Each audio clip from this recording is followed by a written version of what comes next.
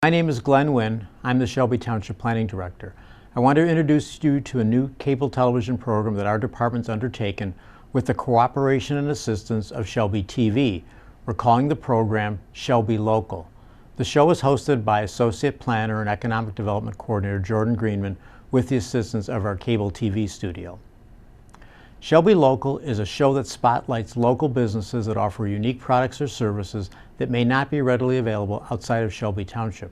Our community has many of these businesses that deserve recognition. This show is one component of the Township's Economic Development Initiative. As part of this process, we are actively encouraging new business development and the expansion of existing businesses.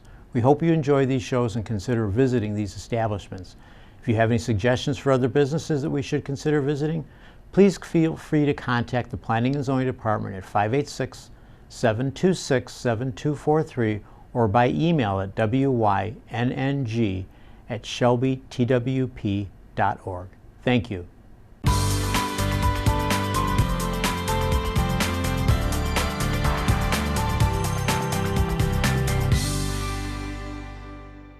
Welcome to Shelby Local. I'm Jordan Greenman. Shelby Local is a new program that will highlight unique and exciting businesses in Shelby Township. Each episode, we will spotlight two businesses that help make Shelby Township a better place to live, work, and play. On today's show, Shelby Local visited Sherwood Brewing Company and Italiana homemade pasta. Since opening their doors in 2006, Lisa and Ray Sherwood have created a successful business in Shelby Township while still staying true to what they love. Sherwood Brewing Company is a highly awarded brewery located at Hayes and M59. So as I understand, you've been here since 2006, and nowadays you have 11 beers on tap, and you also brew your own beer and wine here? Yes, we even make our own sodas, and we've got a full kitchen. Wow, that's great. I also understand that you have happy hour every day from 3 to 6 during the week, and you have lunch specials Monday through Saturday? Yep, and we also run different specials throughout the week. Some specials for our members, some specials for events. This time of the year we'll have football specials for Lions games, and then just different specials as holidays come up and things like that. Okay, so we're here on a Tuesday night, and it's trivia night. Right, live trivia. Gets pretty busy? Pretty busy, pretty competitive. So we will fill up. There'll be anywhere from like 6 to 15 teams, depending on the time of the year. That's great. Why do your customers choose you over other local breweries? I think we offer a little bit more than just beer. You know, we make our own wine, our own soda. We have ciders throughout the year, meads, but we also offer a full kitchen. Almost everything is made from scratch. We also try to source a lot of our food locally, stuff from the Eastern market, local producers if we can get that. But it's part of our commitment to the community and trying to connect with local charities. We've got a mug club. Our customers, we kind of feel like a connection here. You know, they know one another now after all these years, and we connect a lot with our local community, and we do a lot of events for our local community and charities and things. That's awesome. Thanks. So do you have anything you're looking forward to? Oh yeah, the holidays are a busy time of the year for us, especially between Thanksgiving and Christmas. We have a lot of people home for the holidays. They like to come back. They've gone away to school and whatnot. We also run a lot of events, different parties like the sweater contest. We'll be brewing our holiday beer up and doing a release party for that. So there's a lot of different exciting things going on. Sherwood Brewing Company has been around for close to a decade, and every year the holidays get better and better. Each November we like to launch what we call Presents for Pints, and we'll set up a tree at the front of the brewery, and customers are welcome to come in and pull off as many ornaments as they want. On each ornament we list a wish that comes from the organization that we're sponsoring. This year and last year we've sponsored Friends of Foster Kids of Macomb County, and what they do is they provide basic necessities and any wishes that foster kids in the area would have. Last year we were able to adopt 18 kids from Friends of Foster Kids and fill their entire wish list. So our customers, they'll grab an ornament, and whatever item is on the ornament, when they return that item to the brewery, we give them a pint of beer in return. Now we do have some customers that like to get pretty crazy, and they'll pull off 20 ornaments, which is fine. They don't need all their 20 pints in one setting, of course. We'll honor it for the rest of the year because we believe that staying connected to the community and supporting those that are in need locally is something that we should do year round. Okay, that's really cool. Thank you. So how'd you get into the brewing industry? Well, I brewed at home for a number of years while I was in college, and then when I got through with college, I worked in my field for a couple of years, and after doing that for a few years, I just decided I'd rather work in the brewing industry and pursue that because I was more passionate about brewing than I was in communications. Corey, what are you guys doing right now? Basically what Ray's doing is the mash. So what he's doing is he's taking our raw material, our 2-row barley, caramel malts, wheat malt that we've milled in the other room that you saw, and he's adding it in with water at the moment, trying to reach a certain overall temperature to break down complex starches into simpler sugars, because yeast can't metabolize complex starch. They need simpler sugars. So that's what he's doing right now, just mixing it in by hand. It's going to take about 45 minutes to mash all this in. This is about 600 pounds of material. Then we're going to wait about 30 more minutes after that for what we call a saccharification, or a total conversion of starch to sugar. And once that's done, we'll start running it off through our mash plates and filling up our kettle, and then we'll wait for boil. Okay, and you said you're making the White Elephant? Yep, this is what we call the Elephant Brothers. It's Imperial IPA. We split it into 2 different beers. One's the Naked Elephant, which is a filtered version of this, and the White Elephant is unfiltered and aged on cinnamon and raw American oak. A brief variety of some of the beers that we have. We usually carry about 11 beers on tap. They're always rotating, so that selection of 11 beers is always going to be different when you come in.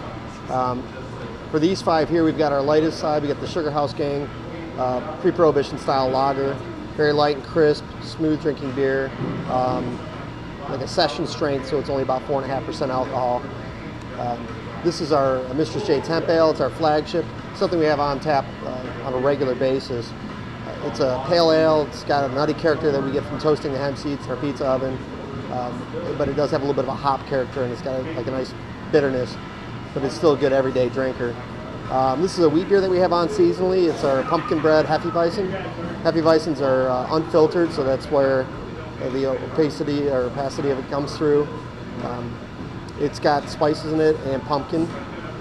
Throughout the year we have different wheat beers. Typically we'll have our Alaskan Sister Wit. Coming up for the holiday we'll have our Cranberry Wit. But this one's for our Halloween time of the year.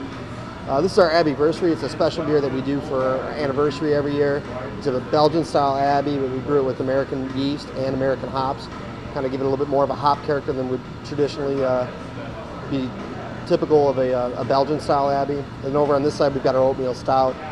It's English-style, thick, creamy. It's got a lot of oats in it, so it has a lot of mouthfeel. Very smooth, though, not as astringently bitter as other stouts. With business on the rise and a desire to put more focus on distribution, Sherwood decided to expand. We're adding about another 2,000 square feet of production space. We used to make a lot of beer and send it out to distribution back in the day, but once our pub itself started to grow, all of our beer production went for in-house sales. So we wanted to expand back into the market and start distributing our beer again. So we're adding about 2,000 square feet with some cooler space, some more production space, adding some more keg capacity, and increasing our keg fleet and keg washing abilities and stuff like that. So that's we'll really back in the market. That's really exciting. Do you know when that's going to be done? We're working through it right now, and we're hoping to have everything done by the end of the year and be back into the market by next year. Well, Ray, thanks so much for having us. Really appreciate it. All right. Thanks for coming out. For more information on Sherwood Brewing Company, visit sherwoodbrewing.com or check them out on Facebook at Sherwood Brewing Company. Is Shelby Township's newest gem hiding in your backyard? Italiana is a new Italian restaurant located at 24 Mile and Shelby Road. This is where fresh pasta is made with the most advanced machinery from Italy. I started this business here in the United States. It's a startup company 3 months ago. And I have my background in Italy, in Rome, where I used to live. Now we are settled down here for 2 years. In Italy, for 20 years, I manage with restaurants, with pasta, with side plate, with wines, with everything that is authentic Italian. So what times are you the busiest throughout the day? We are busy whole day because we prepare sauces and prepare the pasta in the morning. but people begins to come lunchtime and more afternoon. Every sauce that is made at Italiana is homemade. And when selecting pasta, the owners will often advise you on which one would go the best with your meal. We usually advise them what kind of sauce we want, what kind of pasta, because sometimes they ask for some kind of sauce that with ravioli do not go, because the sauce is so strong, and ravioli, the taste of ravioli is, it's just, I don't know how to say, it's not strong, and the strong sauce can cover the taste. So we like with ravioli a light sauce that gives the taste of ravioli, because ravioli are really good, the inside, the stuff, it's good. I had a very special day here today. I've tried a little bit of everything. I started off with my standard, which is the basic spaghetti and meatballs. Now you might think that sounds pretty routine, but I got to tell you right here, this plate I'm looking at is more than routine. I've eaten a lot of Italian food all over the world. Japan, Korea, New York, Los Angeles, and I've had one of the best meals I've ever had right here, sitting right here today. Well, that's great. That's very good to hear. So you would recommend this place to a friend? I would absolutely recommend it, and I'm going to be taking some takeout home today as well, because it's a little bit of a ride. I live in Grosse Pointe Farms. I made the trek out here because of word of mouth that they were using imported equipment here from Italy that gave them a little distinction on the flavor. And I got to tell you, it's absolutely lived up to the expectations. I got the veggie lasagna. What'd you think? Oh, it's fantastic. Very, very good. Very Perfect. impressed with it. Originally, I came in to get the regular lasagna, but they didn't have it. It wasn't fresh, so they told me that the veggie was available, and it's freshly made, and it's really very, very, very good. Very impressive.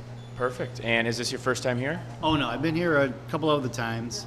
Try to get a different dish every time. And it's very, very tasty. Very good food. Absolutely. So you'd recommend it? I would definitely recommend it. I've been to Italy, and this is so close to original Italian meals in terms of pasta dishes and ravioli and lasagna. This is the pasta extruder, one of the most important machines Italiana has. This machine produces the pasta used for ravioli, fettuccine, lasagna, and cannelloni. Cannelloni is a cylindrical pasta generally baked with a filling and covered in sauce. Italiana serves theirs stuffed with broccoli and Italian sausage with a creamy white sauce and mozzarella cheese. The pasta for the cannelloni is made with the pasta extruder and then placed in a second machine where the pasta is pressed, cut, and steamed. The pasta is then pushed through a set of molds where they are given their shape. Afterwards, the broccoli and sausage filling is placed on the pasta and then rolled inside. The cannelloni is then cut and either prepared fresh or frozen for later for carryouts and catering. Now our customers are interested in the catering. We already start with catering, party trays, food that you can see over there. They are in storage in a freezer. And So you do things like graduation parties and business events and stuff like that? we are open for everybody that asks something to have from us. For more information on Italiana homemade pasta, visit italianapasta.com.